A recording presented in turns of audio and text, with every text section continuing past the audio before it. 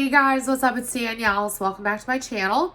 For today's video, I have another video, again, redundant, for you guys in my Getting Started with Cash Envelope series.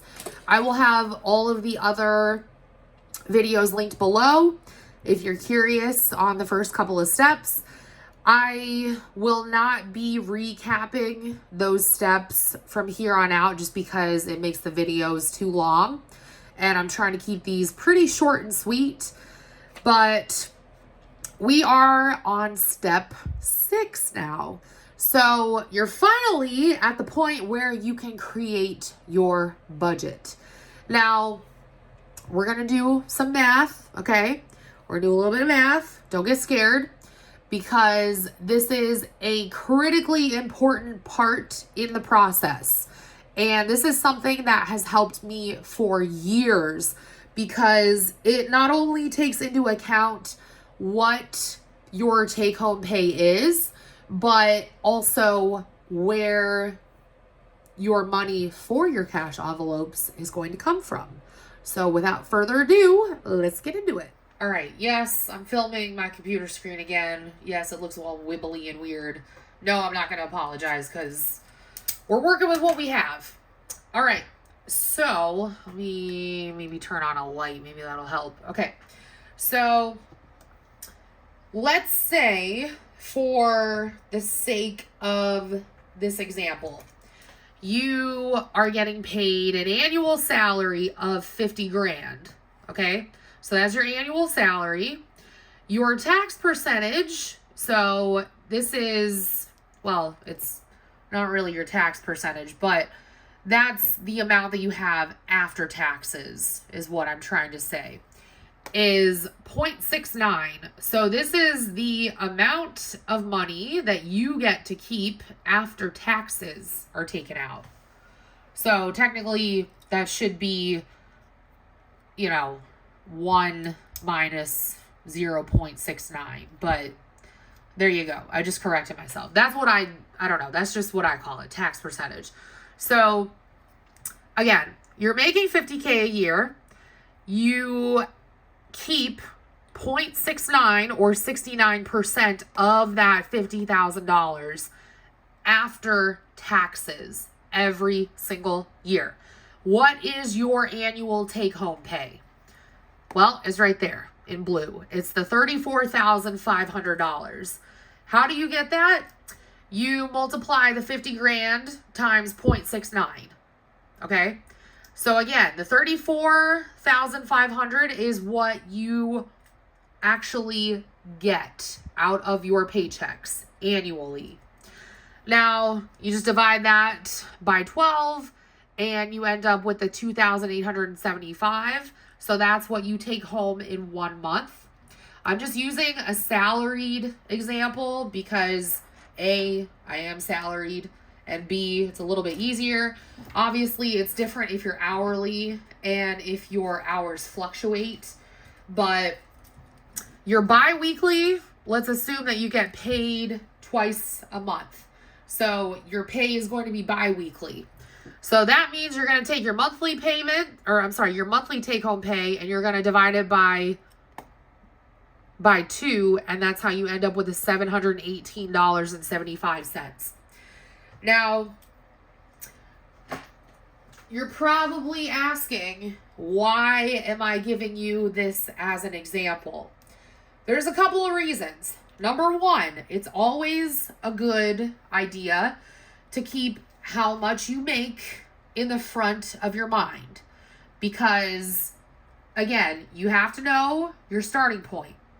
So your starting point is your job, because you literally perform tasks in order to receive money and or benefits. So that's the first reason. The second reason is that this will give you a more accurate idea of what your budget will actually be when you start your cash envelopes. This is something that I started doing on my own. This is not something that I picked up along the way. Okay? This is a critically important part. Now, something else that you need to really pay attention to is your annual take-home pay. And most people probably are not thinking in terms of an entire year, which is why you want to split it out to your monthly take-home pay. And then again, you want to split it out again to, again, if you're getting paid bi-weekly, you want to split it out to your bi-weekly take-home pay. So your bi-weekly take-home pay is what you're getting every single paycheck, assuming that it doesn't fluctuate. Okay?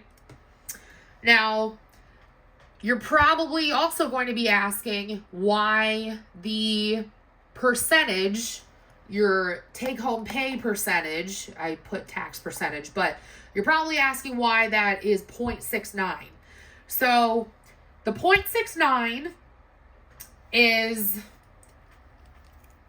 right here. Your 50,000 is technically 100%. So you are not seeing $50,000 a year. That's what you get paid. But remember, if you have benefits or a 401k, that's being taken out of this salary, which is how you end up only receiving about 70% of that $50,000 in a year. Okay? So that being said, you want to be aware of that because there's different things that can affect that percentage, such as the type of insurance that you get.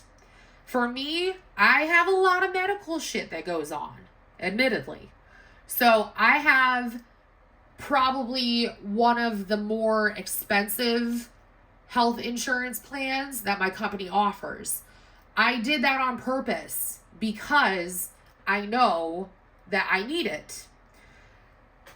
If you guys want, I can do a whole separate video just on insurance because I have to talk about this ad nauseum to people that work for me. But anyways, that is why you see the 0.69, because again, your benefits, so your insurance and your 401k are they are part of that percentage. So that's why. This is the 100% right here, the 50K. The 0.69 is what you are taking home after benefits and taxes are taken out, if that makes sense. Now, if you're wondering how you find your tax percentage, you're going to take your annual take-home pay divided by your annual salary. So we found the annual take-home pay right here, right? And you're going to divide that by your annual salary, and that's how you get that percentage. So again, this is the percentage of your total pay in a year that you get to keep. Now, you might also be asking how you figure out your monthly or annual take-home pay to begin with. Well, that's pretty simple. You look at your pay stubs. A lot of places, at least places that I've worked at, I mean, every company tends to be different, but a lot of places, when they give you or send you your pay slips, they will show you year to date what you've earned. They will also show you what you've earned for the month. And it takes just a little bit of math to determine that, but hopefully you guys can understand what I'm trying to say. So again, this is extremely important because this is going to give you a more realistic idea of what you can actually afford as far as your budget is concerned. So let's not even talk about cash envelopes for a minute. Let's just say you need to know what you are capable of spending across all expenses, fixed and variable, in a month. Right there. That is your max. The $28.75. That is your absolute max. So your goal is to stay below, ideally, below that $28.75. because again, the $28.75 is your max. So you want to stay below that as much as possible.